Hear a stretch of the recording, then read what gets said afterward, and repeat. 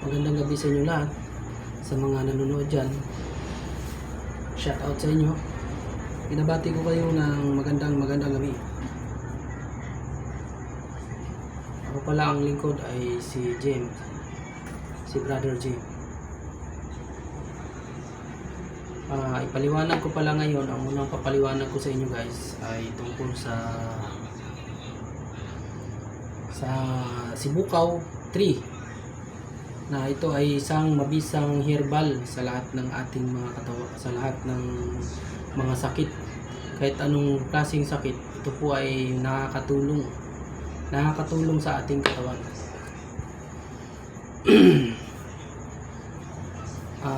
Guys, kaya ko po ito na nirekomenda sa inyo, na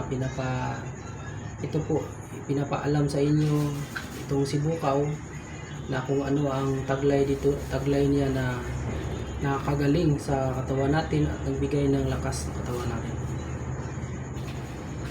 Ito po yung pinaka nilalaga na Sibukaw. Ito po yung pinaka tubig niya sa Sibukaw. Ang Sibukaw po guys ay nilalaga po ito. Ito po siya ay uri na kahoy na sa unang panahon ng mga ninuno natin, ito ay gamot na. Hanggang ngayon, ito po ay kilalang kilala na sa buong mundo.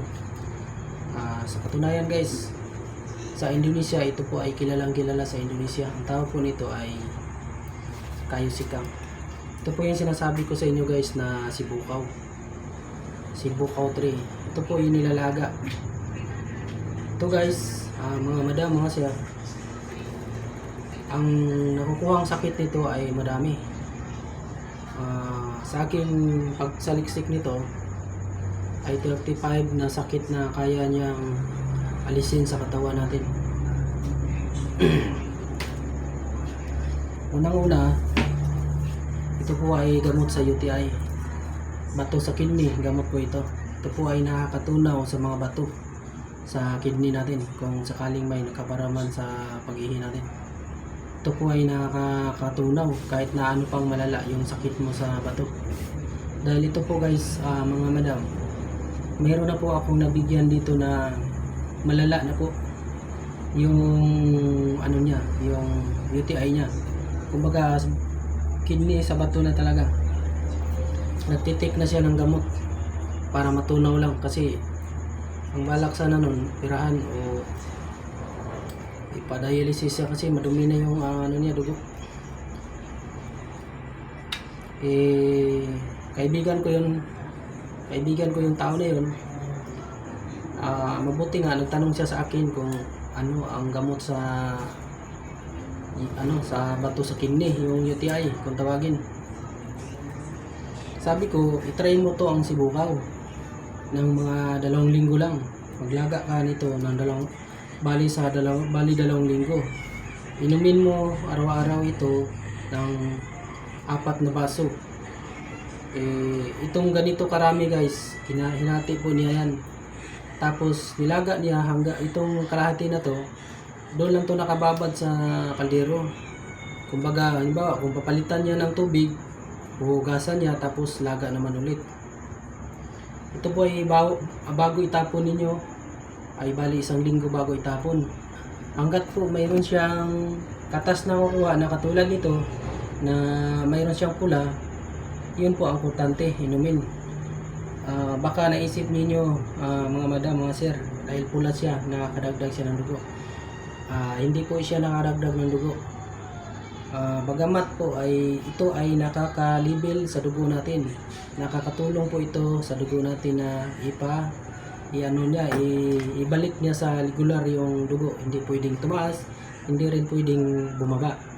Kumbaga ito ay pinokontrol niya yung dugo natin. Kung mataas man, ibababa niya, ilagay niya sa tamang-tama lang, na hindi siya mataas, hindi rin mababa. Kumbaga ito, kahit pula ito, yung Sibukaw, yung katas niya, kahit pula yung tubig niya, hindi po yan nakakadagdag ng dugo. Dami po siyang benefits. Ito po ay gamot sa high blood, nakapababa sa high blood, nakapababa sa sugar, at anti-cancer. Kung may cancer ka, tutunawin po niya yung cancer sa katawan natin, bukol, lahat po yan. Yan ay yung kanyang tunawin. At saka unang-una, unang maramdaman mo nito ay ang pag-ihi mo, gaganda ang pag-ihi mo. Kasi gamot po, ang unang gagamutin niya ito ay maramdaman mo sa katawan mo yung pag-ihi.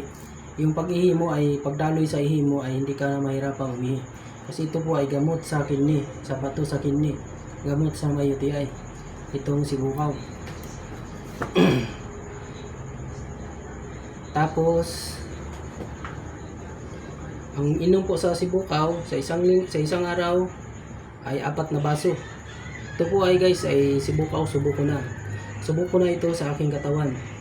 Ito po ay kasama ko na sa loob ng 1 taon. Halos ginagawa ko na tong tubig, binabaon ko po ito na nilalagay ko sa aking nilalagyan ng tubig na ano yung tawagin na yung kulman, yung lalagyan ng tubig. Yun ang nilalagay yan ang nilalagyan ko nito. Halos araw-araw ko po itong iniinom kahit na hanggang ngayon na umabot na 1 taon, para sa akin parang tubig na lang to. Kumbaga kasi ito kasi naramdaman ko sa katawan ko na guminhawa yung katawan ko, nakakatulong sa katawan ko. Lalo na po kung nasa initan ako. Pag uminom po ako nito, gaganda po yung daloy ng dugo ko. Kumbaga yung mga kirot-kirot sa katawan ko, kung pagod ako o kirot-kirot sa mga buto, natatanggal. Pero ang pag-inom po nito guys ay bali 1 linggo, bali 2 linggo.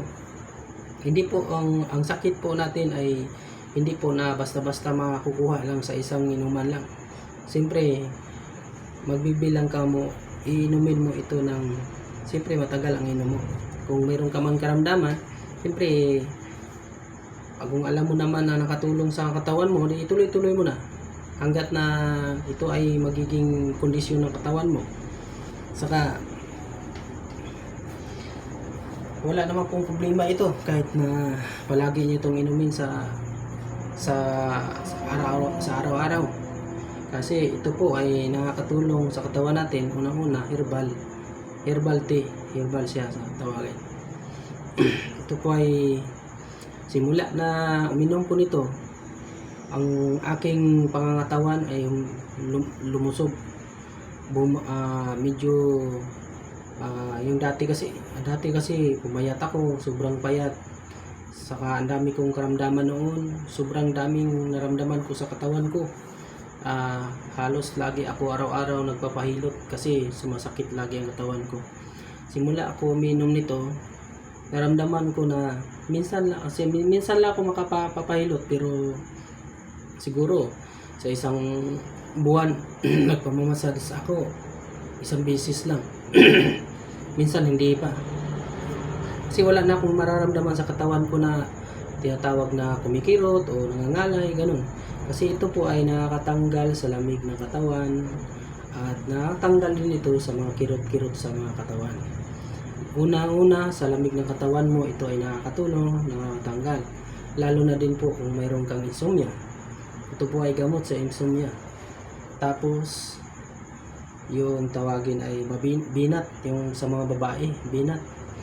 Ito po ay gamot sa binat. Kung mabibinat yung babae, gamot po ito. Sa number 1 po itong gamot, itong sibukaw. Number 1 po ang sibukaw, gamot sa binat. Tapos kung kayo dyan mga ka-healers na hindi nyo alam ito, siguro kung mayroon man kayong pasyente na iba yung sakit niya, rekomenda niyo yung mga sibukaw para nakakatulong po tayo sa mga pasyente na yung sakit nila ay natural. Ito ay natural na, pag natural ang sakit, pwede natin tulungan sila na ito po ilalaga nila yung sibukaw. Kasi yung sibukaw talaga mabisa sa katawan. Ako na magpapatunay sa inyo na maganda talaga ang sibukaw.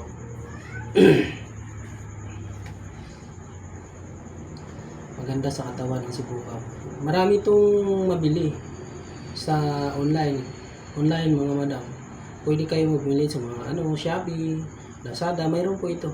May nagbibinta nitong sa online. Mayroon nga ditong gumagawa nito sa ginawa nila ang pabrika. Pabrika talaga yung tinatawag na tea, yung ginagawang kape. Mayroon gumagawa nito. Kahit order lang kayong sa Shopee, sa ibang bansa naman yun ginagawa. Kasi sa ibang bansa to, sikat po sa ibang bansa. Ito yung talagang lunas nila. Sa sa Indonesia, ang pangalan nila nito ay kayo sikang, kasi mga Muslim, kayo sikang ang tawag nila.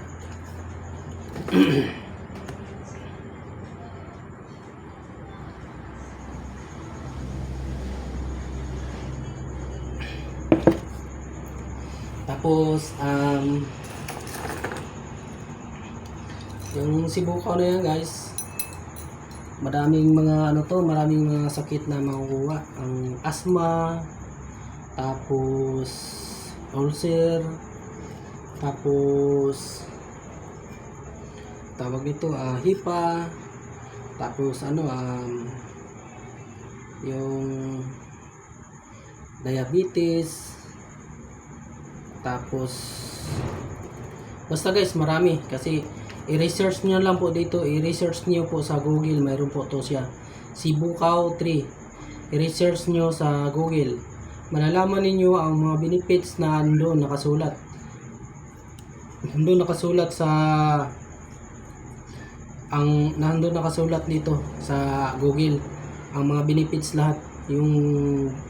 Kasi nila to, inaral to sa mga dalubhasang mga doktor. Inaral po nila to, yung mga doktor na herbalist. Inaral nila na mabuti, kasi noon pa to sa unang mga ninuno natin na unang panahon, itong punong ito ay talagang mabisang gamot sa lahat ng mga uri ng sakit.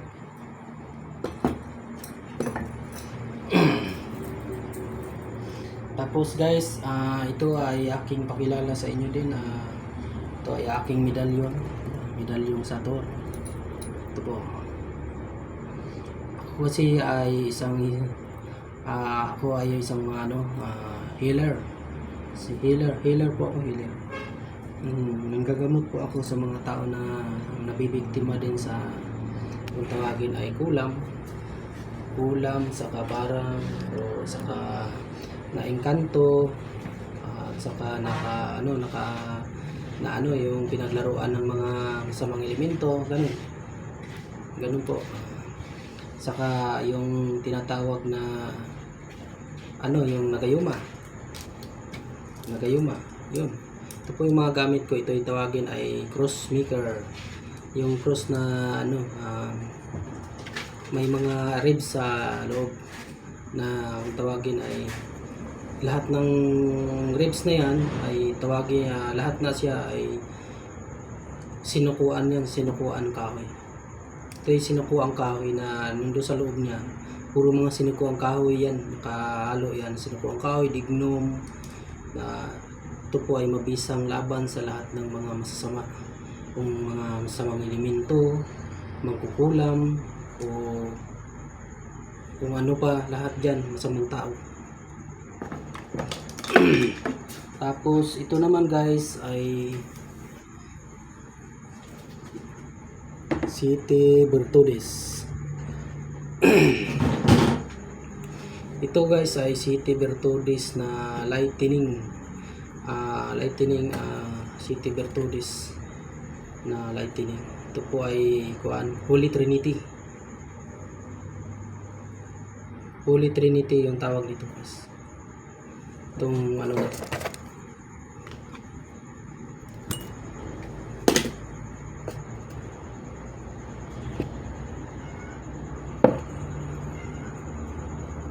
Holy Trinity ang tawag nito guys. Itong City Bertodes na dignum na may bato, na 3 bato sa gitna. At ito naman ay ang tawagin ay lightning stick, kuryente sa kalikasan. Ito po ay gamit sa pangpaamin sa magugulang, kung sinong pangalan niya, kung sinong nag-utos sa kanya, o bakit niya kinulam itong tao ito. Ito po ay ginaganyan. Ito po pag ginanyan po ito ay mainit to sobra. Sobrang init nito, mga ito kurinti. Nangungurinti ito pagka ginanyan. Ginanyan mo lang to pag ginanyan, pagka positibo ka sa kulam o sa mga masamang elemento. Ito po ay pag ginanyan mo po, sisigaw ang tao dito, sisigaw. Kasi ito po ay ang kurinti niya napakalakas, kurinti sa kalikasan. Halimbawa nakaganyan sa kamay sa pasyente, pag ginanyan po ito, sigaw siya, sisigaw. Hindi po yan hindi po yan natin tinatawag na sinasabi nilang matalim, matulis. Hindi po matulis yan. Igaganon lang po yan. Hindi naman yan masakit ganun lang. Saka hindi naman gaanong dinidiin. Pero sisigaw ang pasyente kasi nangungurinti ito pagka halimbawa positibo ka sa mga elementong mga may masamang elemento sa katawan mo. Kapag positibo ka sa masamang elemento sa katawan mo o nakulam ka, pag hawak mo po ito, automatic siguradong sisigaw ka na. Unang-una pag nahawakan mo to, mainit kapag mayroon ka pong sanib, takot ka nito.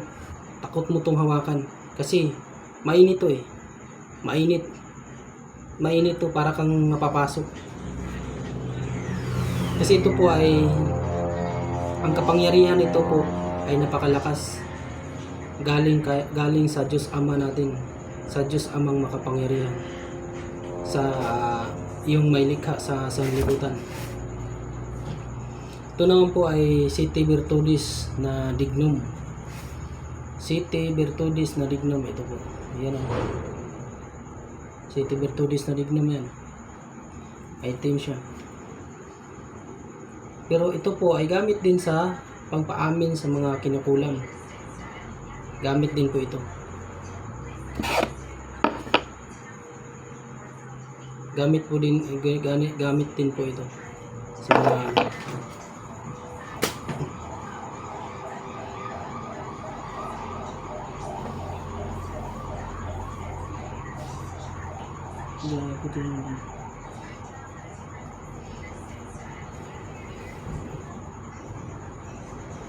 kita.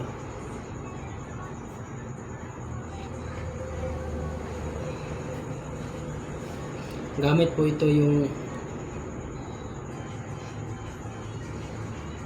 itong City Virtudis na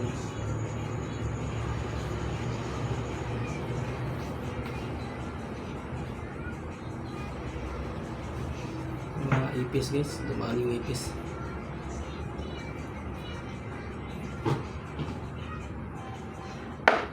Ito naman guys ay City Dignum din na Sator Coronados. Booster po ang tawagin nito guys, booster. Ito ay pangkalahatan laban sa lahat ng magkukulam at mga masasama, kapri o inkanto man dyan o masamang tao. At ito naman guys ay balabal.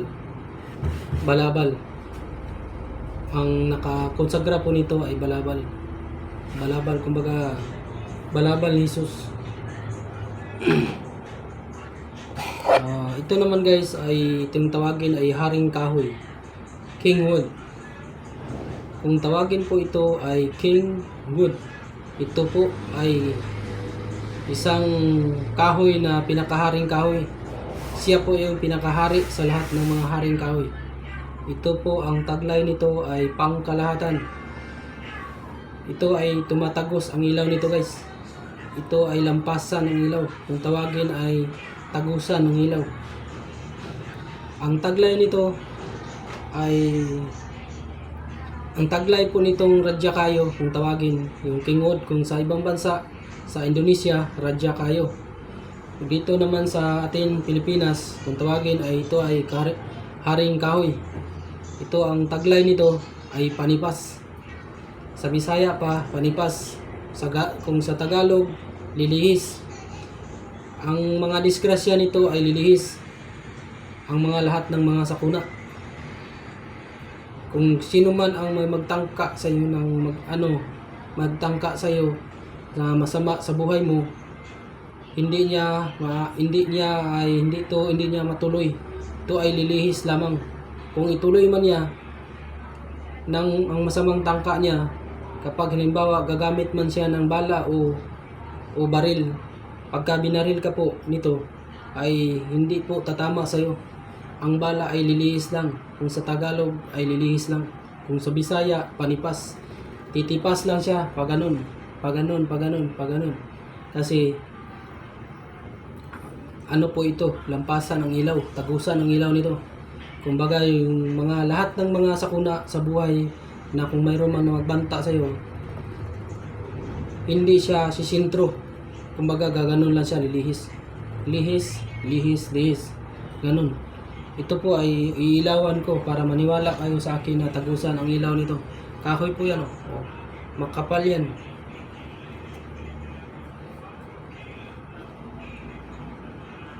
Lawan ko yan guys. Tumingin kayong mabuti. Oh. Ayan oh. Makita nyo guys, yung galaw na yan, kulay pula. Oh.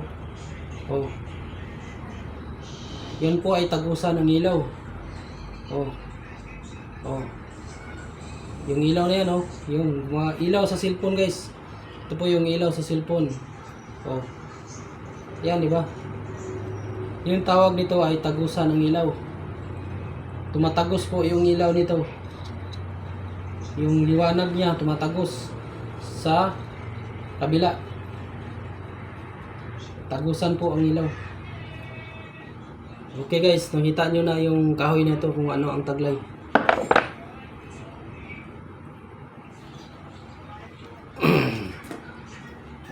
Okay mga ka-viewers, hinihiling ko lamang po sa inyo lahat na pakipindot ang like and share. Pakipindot na din po ang bell button.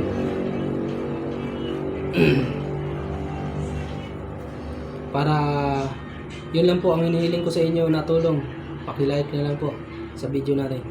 Salamat mga kaibigan o mga ka-healer o mga madam, mga sir.